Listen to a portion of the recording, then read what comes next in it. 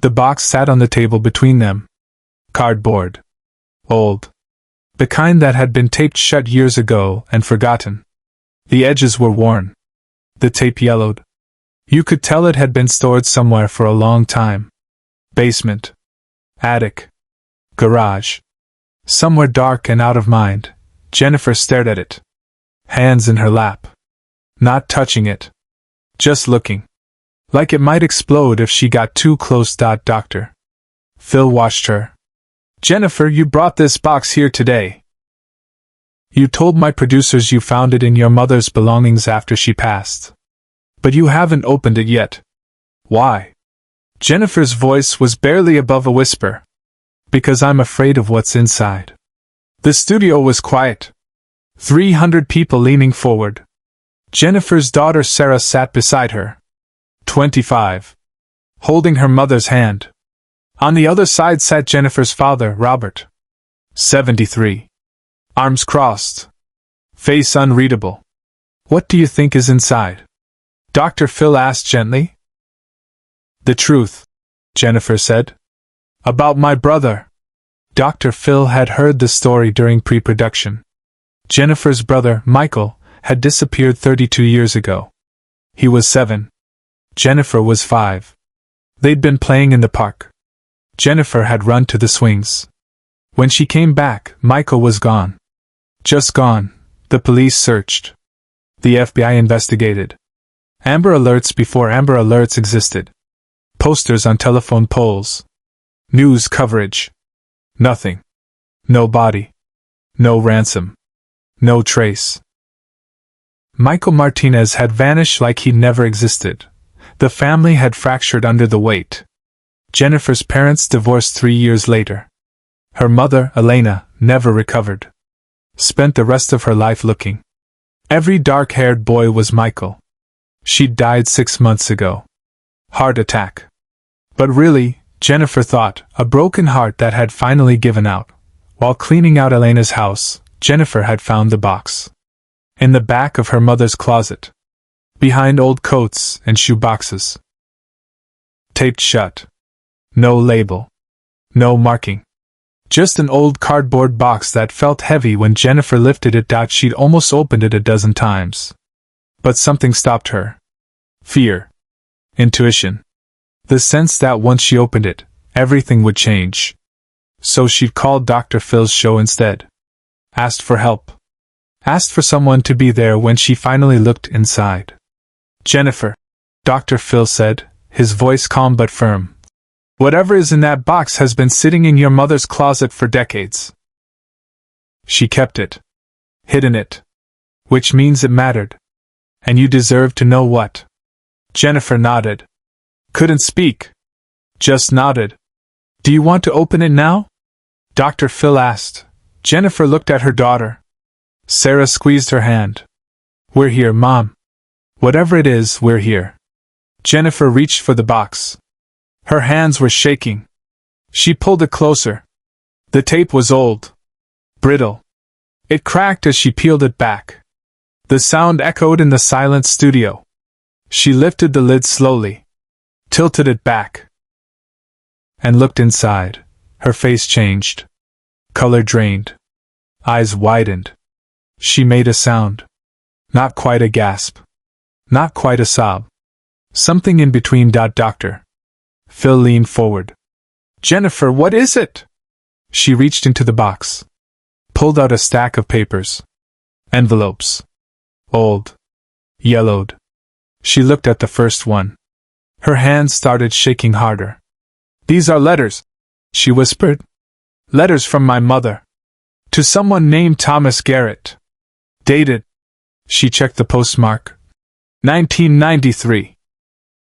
A year after Michael disappeared. Dr. Phil paused mid-sentence. The studio went completely silent. Sarah was leaning over, trying to see. Who's Thomas Garrett? Jennifer shook her head. I don't know. I've never heard that name. She looked at her father. Dad, do you know who Thomas Garrett is? Robert's face had gone pale. He stared at the letters like they were snakes. Open one. he said, voice tight. Jennifer's hands trembled as she opened the first envelope. Pulled out a letter. Handwritten. Her mother's handwriting. She read silently. And started crying. What does it say? Dr. Phil asked gently. Jennifer couldn't answer. Just handed the letter to Dr. Phil. He read it out loud. Slowly. Carefully. Dear Thomas, it's been 13 months. 13 months since you took my son. I know you're reading this. I know you know where Michael is. And I'm begging you, please. Please let him come home. Whatever I did to make you hate me this much, I'm sorry. But Michael is innocent. He's just a child. Please. Elena. The studio erupted in shocked murmurs. Sarah covered her mouth. Robert stood up, face red. That's impossible. Elena never told me about any Thomas Garrett. Dr. Phil held up his hand. Everyone stay calm. Jennifer, are there more letters? Jennifer nodded. Pulled out another stack. Dozens of them. All addressed to Thomas Garrett. All in her mother's handwriting. All spanning years. 1993, 1995, 1998, 2001. She opened another one. Read it. Started sobbing harder. This one says, Thomas, I saw you at the grocery store yesterday. You looked right at me. You know I recognized you. Why won't you tell me where he is? Dr. Phil stood up. Walked off stage. The cameras kept rolling, but the audience could hear him talking to his producers. I need a researcher. Now. Run the name Thomas Garrett. Cross-reference with missing children cases from 1992. Do it now. He came back on stage. Sat down. Looked at Jennifer. Your mother was writing letters to someone she believed took Michael. Someone she saw. Someone she recognized. Did she ever file a police report about this person? Jennifer shook her head.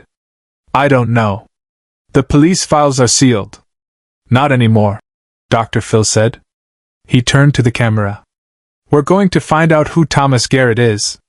Off camera, Dr. Phil made a choice no producer expected. He gestured to his producers. Within minutes, a researcher appeared on stage with a laptop. She whispered something to Dr. Phil. His expression changed. He looked at Robert. Robert, did Elena ever mention the name Thomas Garrett to you? Robert shook his head. Never. The researcher whispered again. Dr. Phil's jaw tightened. The name Thomas Garrett appears in the original police investigation. As a person of interest. Briefly. He was questioned and released. No charges. No evidence. Why didn't anyone tell me? Jennifer demanded. Because you were 5 years old. And by the time you were old enough to ask questions, the investigation had gone cold. And apparently your mother was conducting her own investigation. Through these letters. Jennifer pulled out more items from the box. Photographs. Newspaper clippings. A small notebook. She opened the notebook. Page after page of handwritten notes. Dates. Times. Locations. A log. Her mother had been following someone. Tracking them. She was stalking him. Sarah whispered. She was trying to find her son.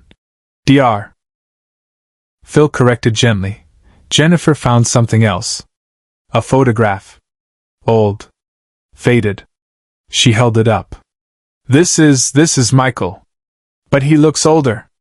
Maybe 10 or 11. Not 7. Dr. Phil took the photo. Studied it. Where did this come from?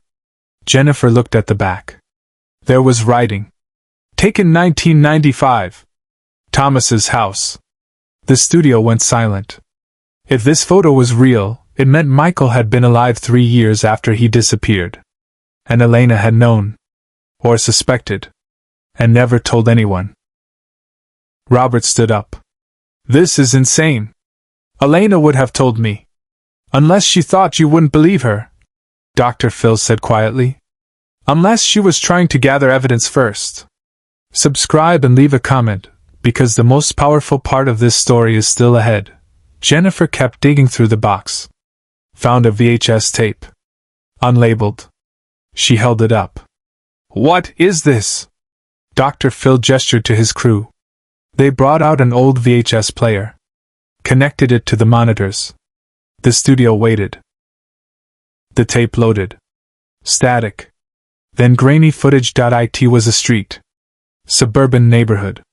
Filmed from inside a car. The date stamp read 1997. The camera zoomed in on a house. Then the camera panned. A boy was in the front yard. Maybe 12 years old. Dark hair. Playing with a basketball. Jennifer screamed. "That's him. That's Michael." The camera stayed on the boy for 30 seconds. Then someone, a man, came out of the house. Called to the boy. The boy went inside. The tape ended. The studio was in chaos. Sarah was crying. Robert was pacing. Jennifer was shaking. Dr. Phil stood up. "Stop the cameras." The red lights went off. He walked to Jennifer. Crouched down beside her. "Jennifer, if this is real, if your mother really found Michael and documented it, we need to turn this over to the police. Immediately. This is evidence. Do you understand?" Jennifer nodded. "Will they find him?" "I don't know," Dr. Phil said honestly. "This footage is from 1997. But it's a lead. The first real lead in 32 years. The cameras came back on. Dr. Phil had his phone out. "I've contacted the FBI. They're sending agents here. To the studio. They'll take possession of the box and all its contents. They'll reopen the investigation. But what happened next is something no one in the room, or watching at home, saw coming. Dr. Phil's phone rang again. He answered. Listened. His face went through several emotions. "Are you certain?" Pause. "Send me the file." He hung up. Looked at the family. The researcher found something. Thomas Garrett died in 2003. Car accident. But before he died, he gave a deathbed confession. To a priest. The priest kept it sealed for years. But when he died last year, his successor found it. And turned it over to authorities. What did he confess?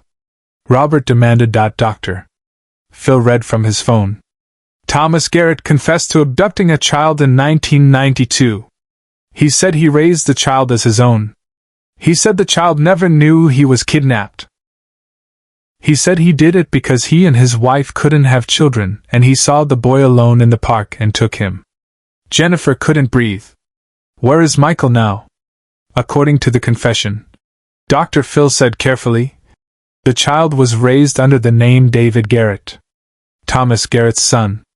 The confession includes an address where David Garrett was living as of 2003. The FBI arrived at the studio 20 minutes later. Took the box.